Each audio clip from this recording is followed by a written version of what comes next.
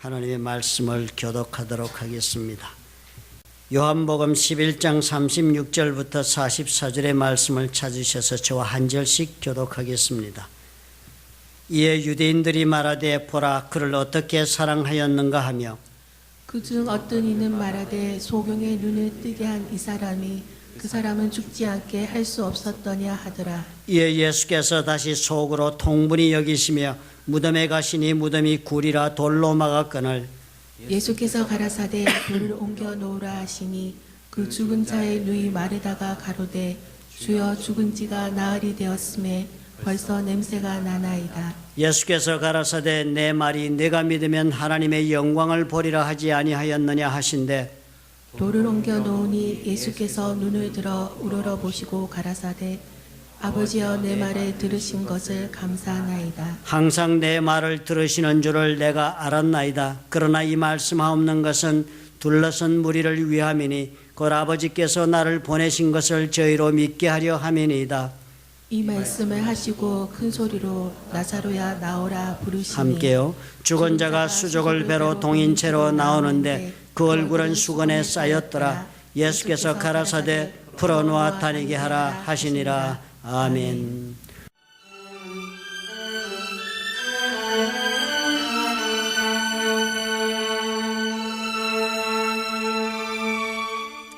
일반적인 상식을 넘어서서 우리 삶 가운데 일어나는 일들을 우리는 종종 기적이다 그렇게 부릅니다.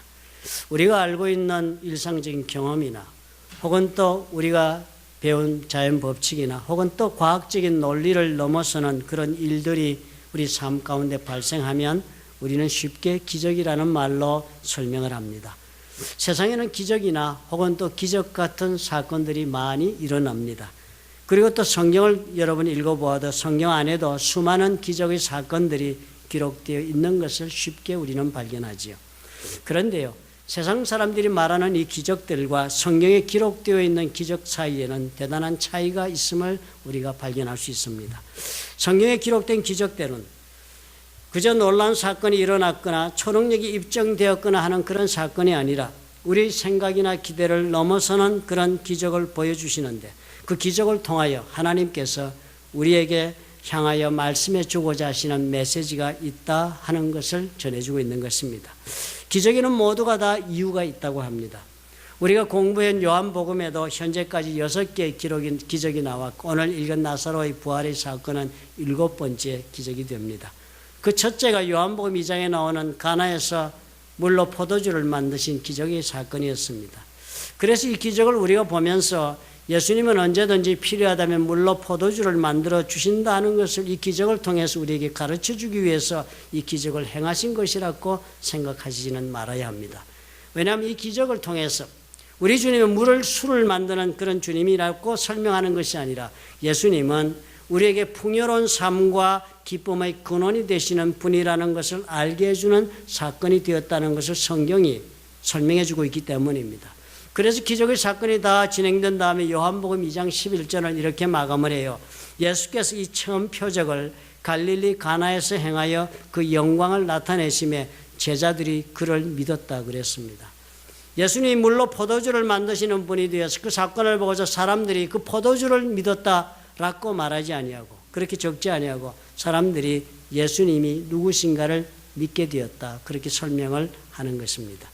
두 번째 행하신 기적도 마찬가지입니다. 가나로 다시 가셨을 때 왕의 신하가 찾아와서 가버나움에 있는 자기의 병들어 죽어가는 아들을 고쳐달라고 그렇게 한 사건이. 그 사건도 주님께서 그 아들을 고치신 것이 주님은 누구나 병든 자를 하나님 요구하면 고쳐주신다는 것을 알려주는 사건이라고 해석하기보다는 우리의 죄로 인한 영적인 병까지도 우리 주님은 깊은 관심을 가지시고 고치실 수 있는 분이라고 하는 것을 알려주는 사건이라는 것을 우리가 배울 수 있어야 합니다. 세 번째 기적 베데스의 연못의 사건도 그렇고 네 번째 5,000명을 보리떡 5개 물고기 2마리로 먹인 사건도 예수님은 생명의 떡이 되신다는 것을 증거하기 위한 사건이시지 언제나 주님은 우리를 배불리 먹이실 수 있다는 것을 교훈하기 위하여 주신 기적이 아닌 것입니다. 다섯 번째로 무리를 걸어가신 기적도 그렇습니다. 주님은 무리를 걷는 초능력자라서 예수를 믿어서 무리를 걷는 사건도 우리는 감당할 수 있다라고 가리키기 위하여 일으킨 기적이 아닙니다. 그것은 우리가 무리를 걷게 하기 위하여 만드신 사건이 아니라 주님은 온 만물을 창조하시고 다스리시는 분이심을 보여주는 사건이 된다는 것을 기적을 일으킨 다음에 제자들의 모습에서 우리가 발견하지 않습니까? 여섯 번째, 장님은 태어날 때부터 장님이었던 사람이 눈을 뜨게 한 사건도 그렇습니다. 우리의 죄가 우리의 영혼에 미치는 결과가 어떠한 모습으로 나타나는가를 보여주는 사건입니다. 영적인 눈먼 상태에서 우리를 회복시켜 줄 수 있다는 것을 보여주는 사건이지, 눈먼 자가 다 예수 믿으면 눈을 고침받는다고 말해주는 사건이라고 해석해서는 곤란한 것입니다. 8장 12절이 이렇게 정리하지 않아요? 예수께서 또 일러 가라사대 나는 세상의 빛이다. 나를 따르는 자는 어둠에 다니지 아니하고 생명의 빛을 얻으리라. 예수께서 세상의 빛이 된다는 것을 증거하기 위해서 암흑 가운데 있는 사람의 눈을 뜨게 하셔서 영적으로 눈먼 상태에서 우리를 회복시키시는 예수님이심을 보여주는 사건이 되는 것입니다.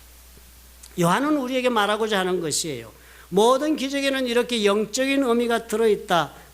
우리가 그 기적을 통하여서 하나님이 우리를 향하여 주고 계시는 메시지를 우리가 발견할 수 있어야 한다라고 사도 요한은 요한복음을 통하여 우리에게 다가오는 것입니다. 오늘 우리가 읽은 이 나사로의 기적은 어떻습니까? 죽어 무덤에 있은 지 나흘이 지났다. 그랬는데도 불구하고 예수께서 나사로를 불러내어서 다시 살게 하시는 이 사건, 이건 예수께서 말씀하신 대로 11장 25절에 주님이 그렇게 말씀하지 않았습니까? 나는 부활이요 생명이다 그랬습니다. 나를 믿는 자는 죽어도 살겠고 무릇 살아서 믿는 자는 영원히 죽지 아니한다 하신 말씀에 대한 증거로 나사로를 살리신 것입니다. 우리가 주목해야 하는 것은 나사로가 다시 살아났다 하지만 그런 나사로도 부활한 나사로의 삶은 이 땅에서 죽기 전에 살았던 나사로의 삶과 하등 다를 것이 별로 없었습니다. 나사로는 결국 다시 죽어서 이 세상을 떠난 것이 분명해 보이지 않습니까? 창세기에 나오는 에녹이나 열왕기하에 나오는 선지자 엘리야처럼 죽음을 맛보지 않고 하늘에 올라간 것이 아닌 것이 너무나도 분명합니다. 그렇다면 나사로를 다시 부활하게 만드신 것은 그래서 죽음을 초월해서 영원히 육체를 누리고 우리는 살 수 있다는 것을 보여주는 사건이 아니라 죽음까지도 능히 다스리시는 능력을 가지신 예수님을 증거하는 사건이 분명하다 하는 것을 우리가 발견할 수 있어야 합니다. 나사로의 부활 사건을 두고 우리도 예수께서 원하신다면 얼마든지 죽은 사람도 일어나 걸어 나올 수 있게 할 수 있다라고 우리가 믿고 기도해라라고 가르치는 사건이 결코 아닌 것입니다. 성경을 잘못 읽은 사람들이 한두 사람이 아니지요. 요즘 최근에 무슨 신문의 기사를 보니까 칠레인지요, 페루인지요. 기억이 분명치 않습니다. 이건 최근에 나온 기사인데요. 아둘람 교회라는 이단 교회가 있는 모양입니다. 성경을 믿는 사람들이라고 하는데요. 그 사람들이 사람이 죽었는데 그 칠레나 이런 데 날씨가 더워서 하루 만에 장례를 치료한답니다. 그런데 아니다. 우리 주께서 오셔서 우리가 기도한 대로 살려줄 것을 우리는 믿고 기다리자. 그래서 지금 일주일째 장례를 지내지 않고 있다고 신문에 났습니다. 나사로의 부활 사건이 과연 그것을 말하고 있나요? 천만에요. 우리는 나사로의 사건을 통하여 죽음까지도 다스리시는 능력의 예수님을 보면 알 수 있다는 것입니다. 예수께서 말씀하신 대로 예수님은 부활이요 또 생명이 되시는 분임을 우리가 믿어서 예수께서 우리에게 열어주는 길을 따라 우리 모두가 부활의 길로 들어가서 영원한 생명을 누릴 수 있다 하는 것을 우리가 알려주는 사건이 되는 것입니다.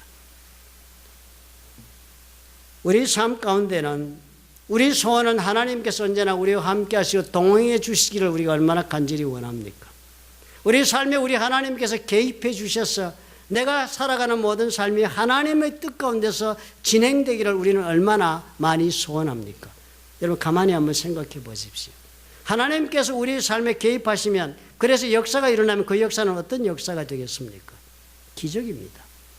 보통의 일, 그저 내가 내 뜻대로 행하는 일대로 결론 지어질 일들이 하나님이 개입하시면 내가 생각하지 못했던 크고 비밀한 이런 역사를 보여줄 것입니다.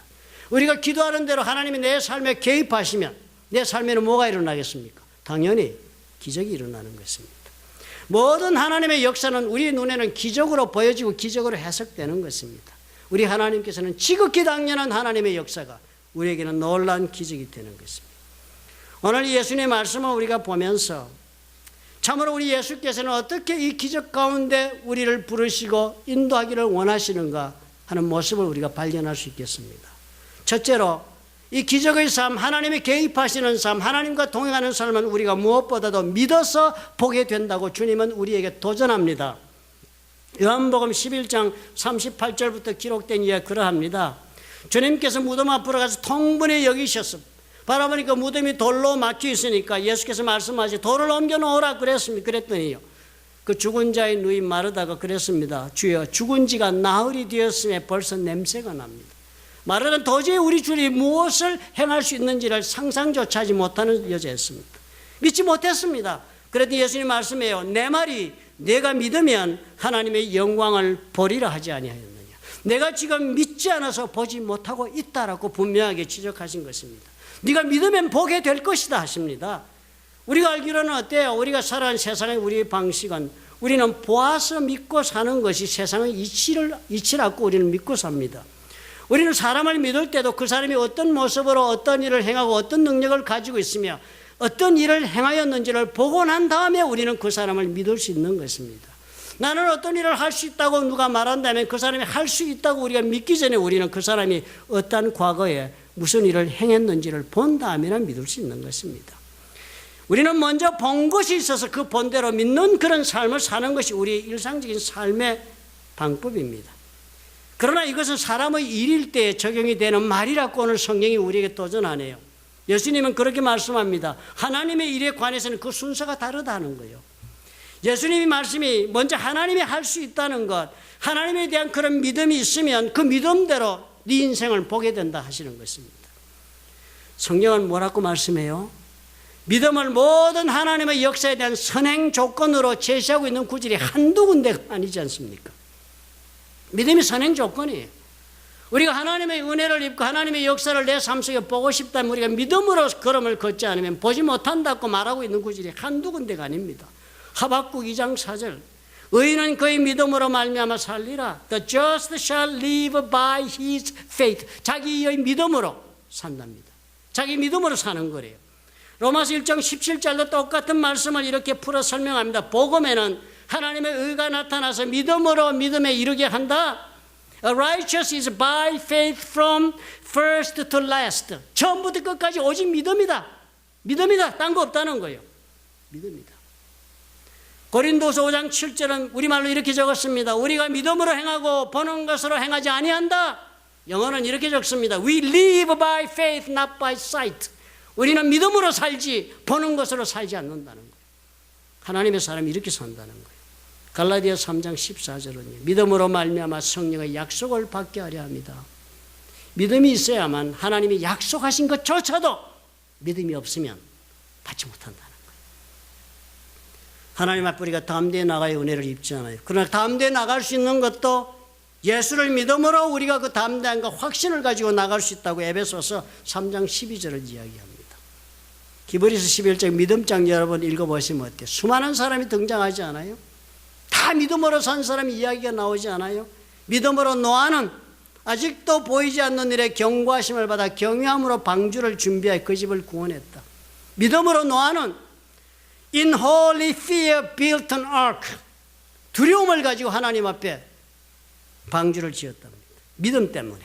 히브리서 11장 8절은 아브라함의 이야기가 이렇게 나오죠. 믿음으로 아브라함은 부르심을 받았을 때 나아갈새 갈 바를 알지 못하고 나아갔다. 어디를 가야 하는지도 몰랐는데 하나님이 가라 하시니까 아브라함 믿음으로 가서 아브라함 어떤 인생 살았다고 적었습니까? 온통 성경이 이 사람들의 이야기는 어떻게 적었어요?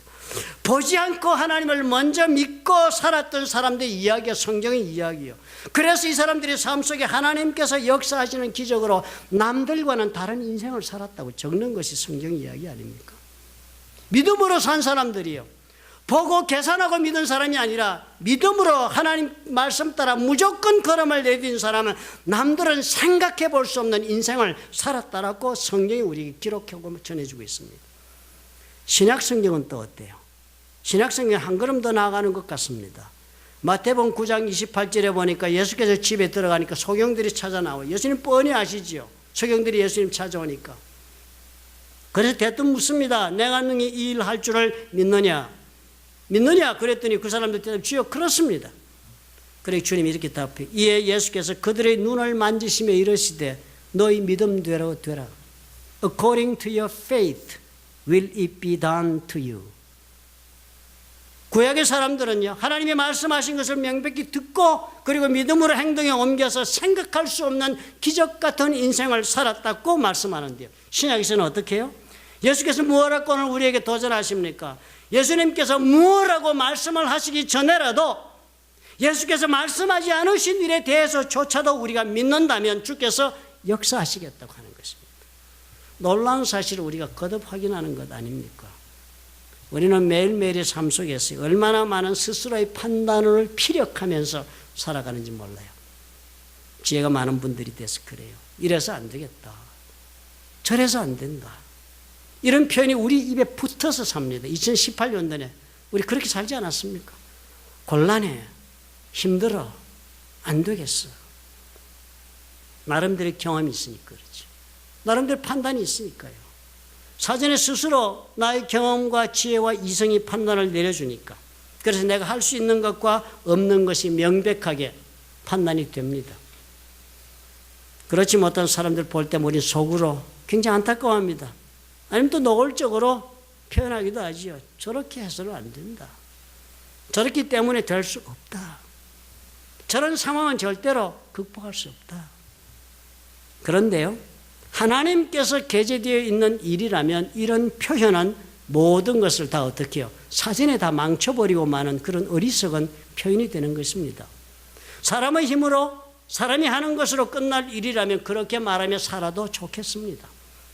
그런데 오늘 성경 보니까요, 하나님께서 개입하시는 일이라면 우리는 절대로 우리의 판단과 경험에 따른 말을 하면서 살아서는 안 되겠다는 것입니다. 누구나 다 예수를 믿었다고 해서 누구나 다 동일한 예수님의 은혜를 입었습니까? 누구나 다 예수를 믿고 교회를 다닌다고 해서 누구나 다 동일한 하나님의 능력으로 인생을 살았습니까? 서로가 다른 인생 사는 까닭이 바로 여기에 있는 것입니다. 나와는 아무런 관계가 없이도 하나님은 기적을 행하고 계시며 지금도 역사하고 계신 것이 너무나도 분명합니다. 그러나 오늘 예수님 말씀 보니까 우리가 그런 기적을 보려면 그 기적이 남의 기적이 아니라 나의 일이 되게 하려면 어떻게 해야 한다고 말씀하십니까? 11장 40절이요. 네가 믿으면 하나님의 영광을 보리라. 믿는 것이 보는 것이라고 합니다. Believing is seeing이랍니다. 우리는 seeing, believing이라고 하는데요. 충격적인 말씀 아니에요?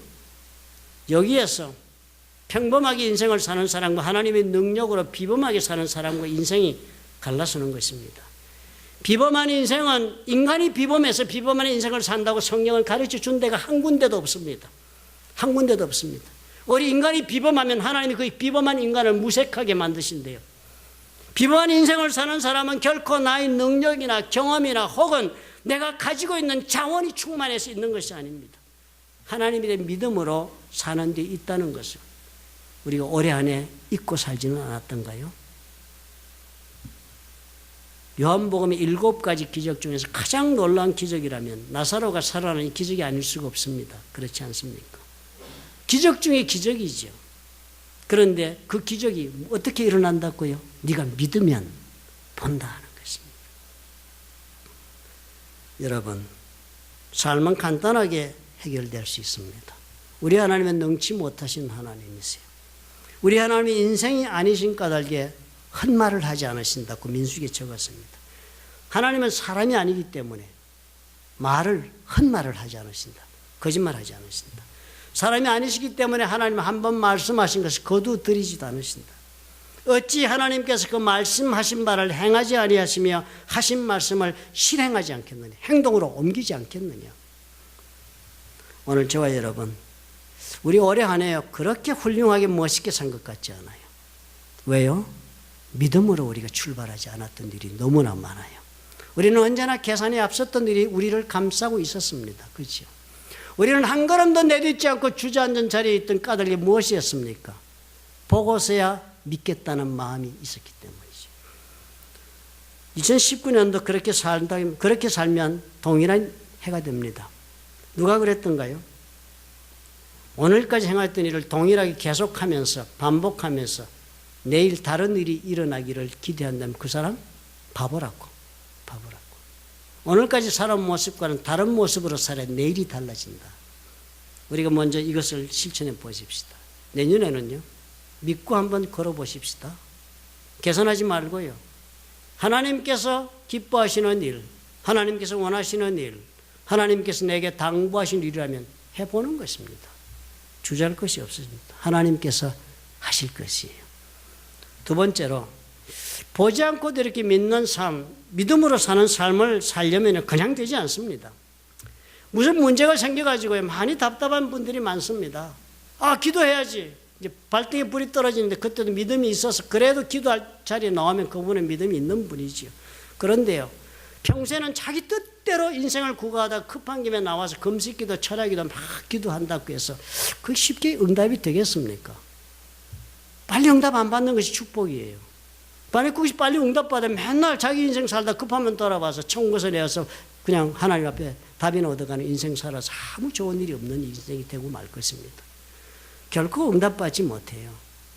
기도는 안타깝게 이어져서 하나님의 때가 될 때까지 기도는 계속돼야 하는 것입니다.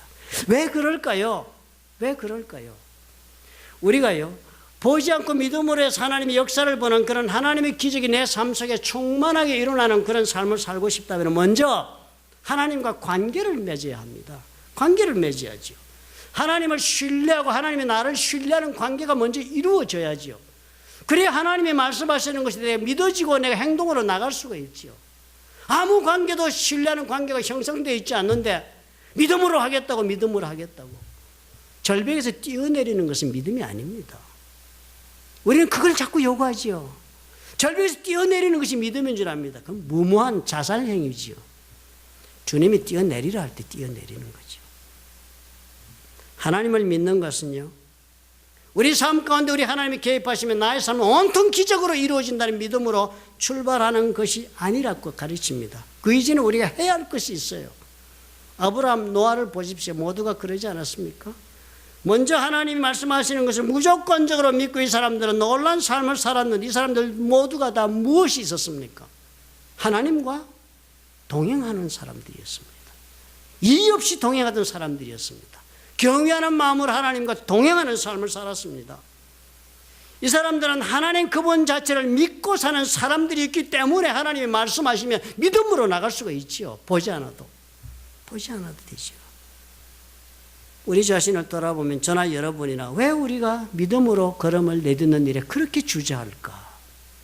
우리는 논리적이고 세상적으로 지성적이며 판단을 내릴 수 있는 그런 합리적인 판단으로 인생을 사는 것이 너무나도 당연한 까닭이 무엇일까? 예수를 믿는다면서도 기적을 믿지 않는 성도가 되고 만 이유가 무엇일까? 기적을 믿지 않으시면 하나님은 내 삶에 역사하는 것이 없다는 것입니다. 하나님 내 삶에 개입하시고 역사하시면 다 기적이에요. 내가 생각하지 못하던 일들이, 계획하지 않았던 일들이 하나님 계시하심으로 일어나는 거니까. 우리는 이것을 꼭 깊이 생각해 봐야 해요. 문제가 어디에 있다고요? 하나님과 관계가 없으니까요. 하나님과 나와 신뢰하는 관계를 나는 세워놓았지 않았기 때문에 그렇습니다. 나는 필요할 때만 하나님을 찾아왔기 때문이에요. 내 스스로 자족할 때는 오히려 하나님을 회피하며 살아가는 사람이 되었기 때문에 관계란 것이 없는 것입니다.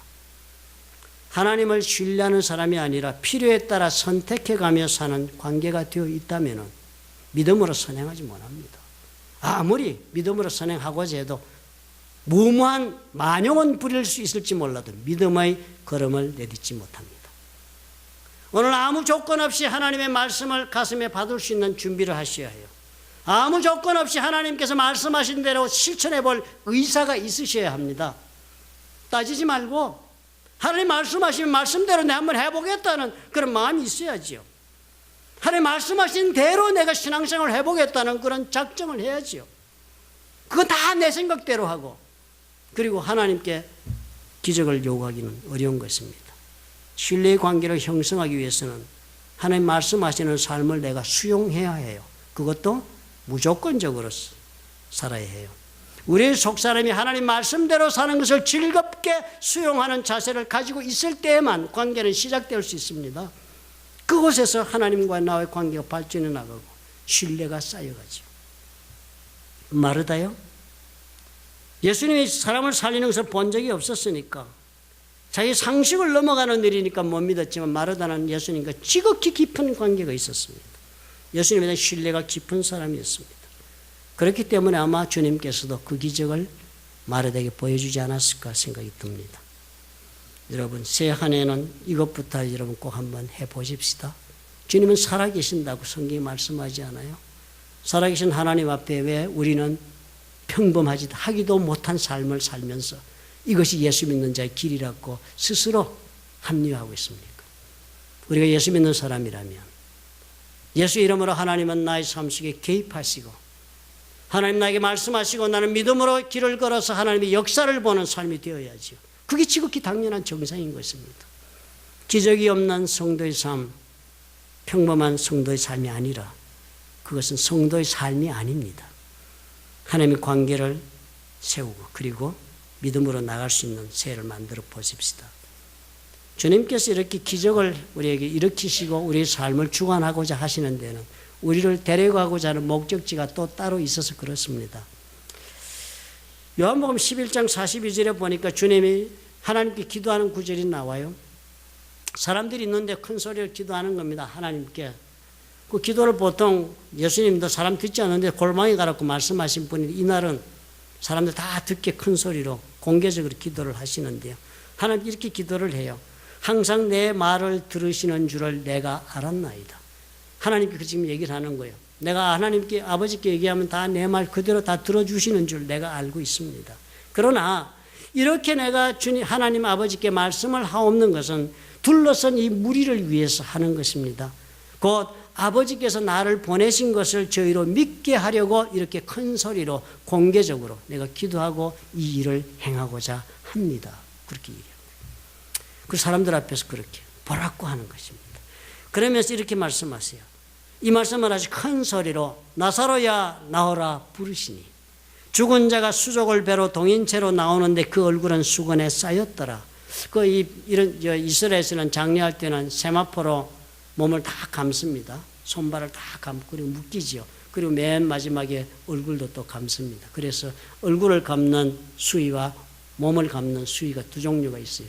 주님이 부활하실 때도 머리와 잘 개어놓고 나오시지 않았어요? 옷은 이게 무슨 애벌레 껍질부터 벗으시고 머리에 수건은 잘 개어 놓으셨다고 요한복음에 적어 놓은 거 우리가 알듯이. 나서는 그런데 다 둘러싼 채로 나온 것입니다. 주님 부르니까 주님의 능력으로 그냥 살아나서 나온 것입니다. 그래서 예수께서 사람들에게 이렇게 말씀해요. 풀어놓아 다니게 하라. 예수님은 공개적으로 하나님께 기도하고서는요, 이제 배워서 이 사람들에게 믿게 하려고 믿음으로 예수님을 따르게 하려고 하는 것이다 하고서 나사로를 불러냈습니다. 그리고 사람들에게 명령을 내린 거예요. 기적의 목격자들에게 주님이 말씀하신 거예요. 풀어놓아 다니게 하라. 마르다와 주위에 있던 사람들에게 나사로가 부활하여 다닐 수 있도록 하는 일에 같이 동참하라고 주님이 명령을 내리신 것입니다. 예수께서 행하신 기적에 마르다와 목격자들이 동참하게 된 것이 우리가 주님의 이 마음을 읽을 수 있어야 합니다. 우리의 삶 속에 믿음으로 시작해서 역사하신 하나님은 우리 모두가 그 기적의 방관자나 수혜자로 끝나는 것을 원하지 않았습니다. 주님께서 행하시는 그 모든 기적에 우리도 기적을 체험하며 동참자가 되어서 함께 걸어가기를 원하신다 하는 것을 우리가 주목할 수 있어야 합니다. 결국 주님은 저와 여러분에게 당부하시는 거예요. 주님 우리 삶 가운데 개입하셔서 우리가 믿음으로 걸어가면 기적적인 삶을 이루게 하시고 비범한 삶을 살게 해주시겠다. 그러나 그것이 다가 아니다는 거예요. 그것을 통해서 내가 행하는 모든 기적에 너희들이 동참자가 되고 증거자가 되었으면 좋겠다라고 주님은 말씀하시는 거예요. 여러분 바울 아시죠? 다메섹으로 예수 믿는 사람들을 쫓아서 핍박의 길을 달리지 않았습니까? 다메섹에서 부활하신 주님을 만나서 말에서 떨어지고 그리고 눈이 들리지 않게 됐습니다. 그래서 3일 금식하고 있었습니다. 주님이 직접 만나서 눈을 멀게 하시고 말에서 떨어지게 하고 그리고 주의 음성을 듣게 하신 바울이었습니다. 그런데 그 바울이에요. 그렇게 있는 동안에 3일 동안 금식하는데 주님이 다시 오지 않았습니다. 주님이 직접 오시는 대신에 주님은 아나니아를 보내셨습니다.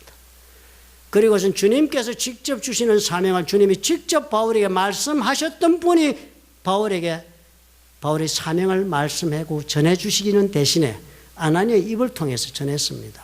앞으로 이방인에게 복음을 전하는 그리시도에 쓰게 될 것이라고 말씀 전하시고, 그리고 아나니아가 손을 들어 바울의 눈에 안수하여 보게 하는 사건을 일으키셨습니다.